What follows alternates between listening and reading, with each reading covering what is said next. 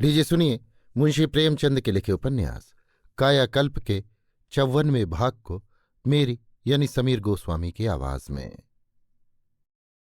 राजा साहब को अब किसी तरह शांति न मिलती थी। कोई न कोई भयंकर विपत्ति आने वाली है, इस शंका को वो दिल से न निकाल सकते थे। दो चार प्राणियों को जोर जोर से बातें करते सुनकर वो घबरा जाते थे कि कोई दुर्घटना तो नहीं हो गई। शंखधर कहीं जाता तो जब तक कुशल से लौट न आए वो व्याकुल रहते थे। उनका जी चाहता था कि ये मेरी आंखों के सामने से दूर न हो। उसके मुख की ओर देखकर उनकी ये आंखें आप ही आप सजल हो जाती थी। वो रात को उठकर ठाकुर द्वारे में चले जाते और घंटों ईश्वर की वंदना किया करते। जो शंका उनके मन में थी उसे प्रकट करने का उन्हें साहस न होता था। वो उसे स्वयं व्यक्त करते थे, पर अपने मरे हुए भाई की स्मृति को मिटा देना चाहते थे, पर वो सूरत आंख से न टलती थी। कोई ऐसी क्रिया, ऐसी आयोजना, ऐसी विधि न थी जो इन मंडराने वाले संकट का मोचन करने के लिए न की जा रही हो। पर राजा साहब को शांति न मिलती थी। संध्या हो गई थी। राजा साहब ने मोटर मंगवाई और मुंशी वज्रधर के मकान पर जा पहुंचे। मुंशी जी की संगीत मंडली जमा हो गई थी। संगीत ही उनका दान, व्रत, ध्यान और तप था। उनकी सारी चिंताएं और सारी बाधाएं संगीत के स्वरों में विलीन हो जाती थीं। मुंशी जी राजा साहब को देखते ही खड़े होकर बोले, आइए महाराज, आज ग्वालियर के एक आचार्य का गाना सुनवाऊं। आपने बहुत गाने सुने होंगे, पर इनका गाना कुछ और ही चीज है। राजा साहब मन में मुंशी जी की बेफिक्री पर झुंझलाए। ऐसे प्राणी भी संसार में हैं जिन्हें अपने विलास के आगे किसी वस्तु की परवाह नहीं। शंखधर से मेरा और इनका एक सा संबंध है, पर ये अपने संगीत में मस्त हैं और मैं शंकाओं से व्यग्र हो रहा हूं। सच है, सबसे अच्छे मूढ़ जिन्हें न व्यापत जगत गति। बोले, इसीलिए तो आया ही हूं, पर जरा देर के लिए आपसे कुछ बातें करना चाहता हूं। दोनों आदमी अलग एक कमरे में जा बैठे। राजा साहब सोचने लगे किस तरह बात शुरू करूं। मुंशी जी ने उनको असमंजस में देखकर कहा, मेरे लायक जो काम हो फरमाइए। आप बहुत चिंतित मालूम होते हैं, बात क्या है? राजा, मुझे आपके जीवन पर डाह होता है। आप मुझे भी क्यों नहीं निर्द्वंद्व रहना सिखा देते। मुंशी जी, ये तो कोई कठिन बात नहीं। इतना समझ लीजिए कि ईश्वर ने संसार की सृष्टि की है और वही इसे चलाता है। जो कुछ उसकी इच्छा होगी वही होगा, फिर उसकी चिंता का भार क्यों ले? राजा, ये तो बहुत दिनों से जानता हूं, पर इससे चित्त को शांति नहीं होती।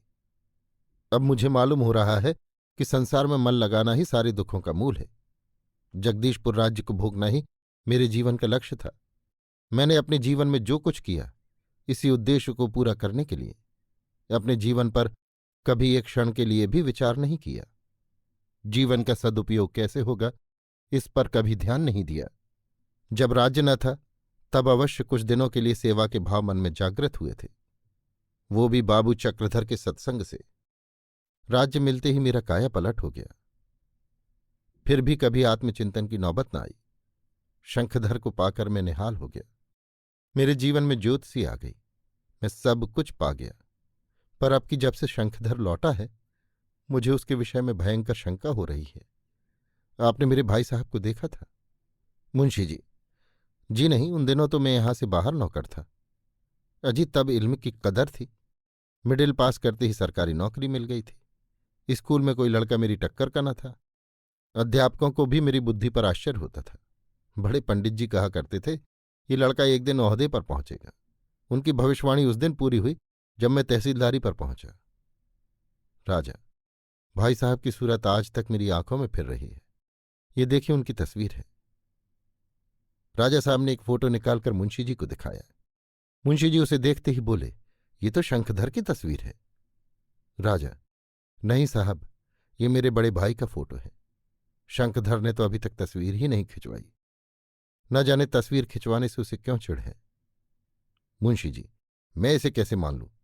ये तस्वीर साफ शंखधर की है।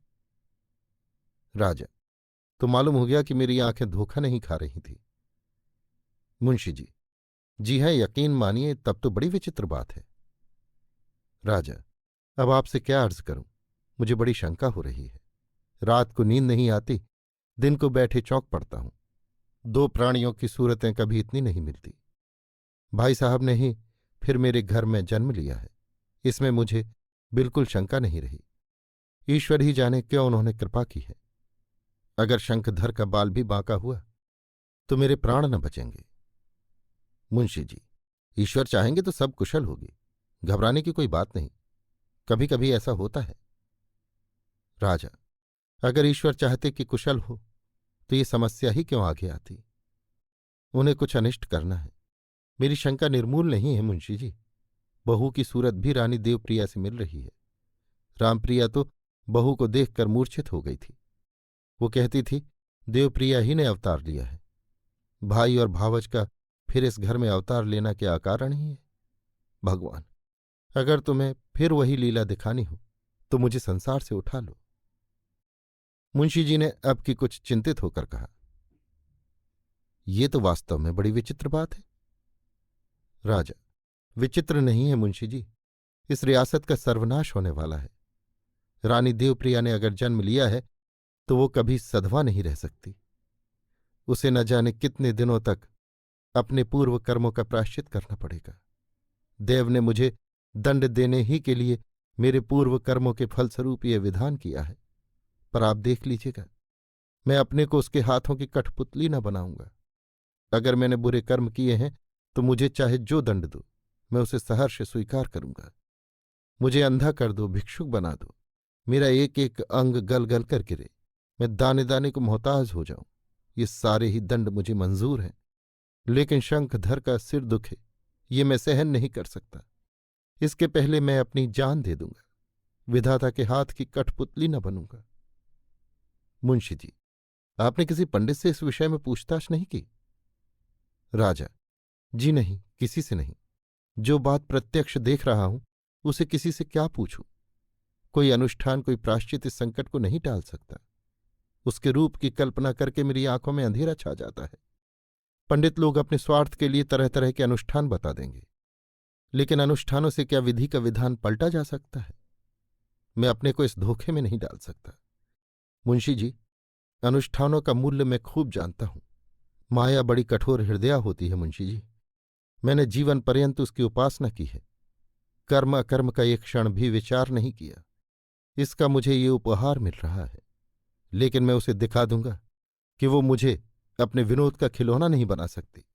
मैं उसे कुचल दूंगा जैसे कोई जहरीले सांप को कुचल डालता है। अपना सर्वनाश अपनी आंखों देखने ही में दुख है। मैं उस पिशाचनी को ये अवसर न दूंगा कि वो मुझे रुलाकर आप हंसे। मैं संसार के सबसे सुखी प्राणियों में हूं, इसी दशा में हूं और इसी दशा में संसार से विदा हो जाऊंगा।